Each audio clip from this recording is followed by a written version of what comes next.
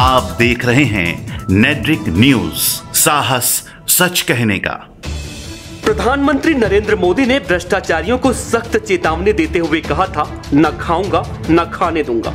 लेकिन उन्हीं के सिपहसालार यूपी के सीएम योगी के राज में आए दिन भ्रष्टाचार के जो मामले सामने आ रहे हैं, उससे लगता है कि प्रधानमंत्री के नारे का लोड उन्हीं की पार्टी के नेताओं ने नहीं लिया। आज हम आपको यूपी के बुलंदशहर का एक ऐसा घोटाला बताएंगे जिसके बारे में सुनकर आपके होश उड़ जाएंगे। उत्तर प्रदेश के बुलंदशहर में जिला पंचायत ने करोड़ों रुपयों का कॉमर्शियल और रेजिडेंशियल एक ऐसे ठेकेदार से बनवा दिया जो जिला पंचायत में रजिस्टर्ड ही नहीं था। कहना गलत नहीं होगा कि पंचायत ने ये मॉल ठेकेदार से साठ-गांठ करके बनाया होगा। हम ये बात यूं ही नहीं कह रहे हैं, बल्कि खुद जिला पंचायत आरटीआई में ये स्वीकार कर चुकी है कि ठेकेदार पंचायत में रजिस्टर्ड नहीं है। हालांकि अब अध्यक्ष का कहना है कि सब कुछ नियमानुसार हुआ था। अगर ठेकेदार के पंजीयन दस्तावेज की जांच होती तो मामले की परत दर परत उठाई जा सकती है। साथ ही ये भी साफ हो जाएगा कि ठेकेदार और पूर्व जिला पंचायत अध्यक्ष का फर्म में क्या हिस्सा था। इस बात का भी पता लगाया जा सकता है कि आखिर क्यों ठेकेदार को ये काम सौंपा गया और क्यों सब पर लीपापोती की जा रही है। जिस तरह से बुलंदशहर में मॉल के मामले में घपले की बात सामने आ रही है, उससे पीएम मोदी के उस नारे पर भी सवाल उठने लगे हैं जिसमें उन्होंने खुद को देश का चौकीदार कहा था। सवाल उठता है कि प्रधानमंत्री देश के कैसे चौकीदार हैं जिनकी नाक के नीचे उन्हीं की पार्टी के नेता और यूपी के सीएम इस तरह के घोटालों पर कोई संज्ञान नहीं ले पा रहे हैं। क्या योगी राज में ऐसे लुटेरों को सुरक्षा मिली हुई है? क्या योगी पीएम के सपनों को पूरा कर पाएंगे? देखिए, ये है जिला पंचायत का बहुमंजिला मॉल। शहर के बीचों बीच पॉश एरिया काला आम के निकट ये मॉल स्थित है। वर्ष 2013 में इस मॉल के निर्माण के लिए विज्ञापन निकाला गया था।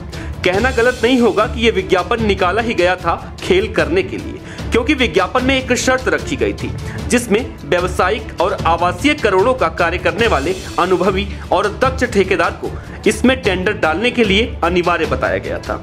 बताया जाता है कि इस प्रकार का कोई ठेकेदार जिला पंचायत में पंजीकृत था ही नहीं। जाहिर है कि इसीलिए बाहरी जनपद से ठेकेदारों को टेंडर के लिए आमंत्रित किया गया।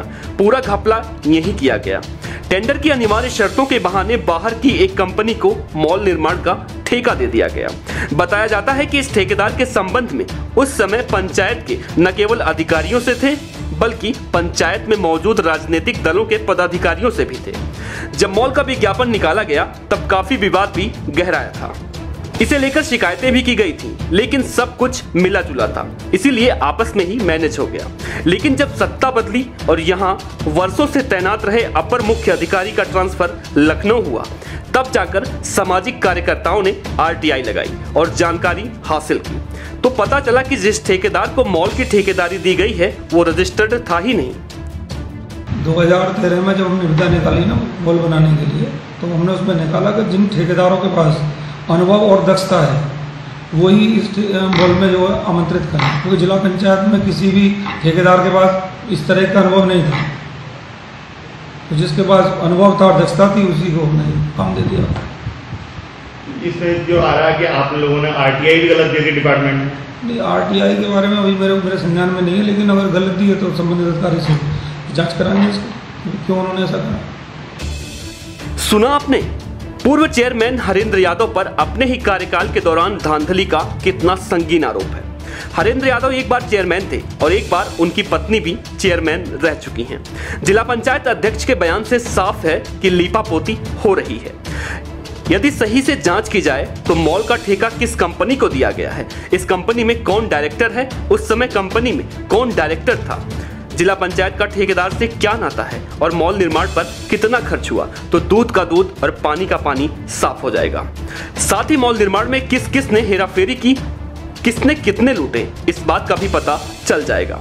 हालांकि इस मामले में अभी तक से शासन प्रशासन की तरफ से कोई भी कुछ बोलने को तैयार नहीं है, जो कहीं ना कहीं प्रधानमंत्री के भ्रष्टाचारियों को दी गई उस चेतावनी पर प्रश्न चिन्ह उठा रहा है, जिसमें उन्होंने कहा था कि न चैन से बैठूंगा न बैठने दूंगा।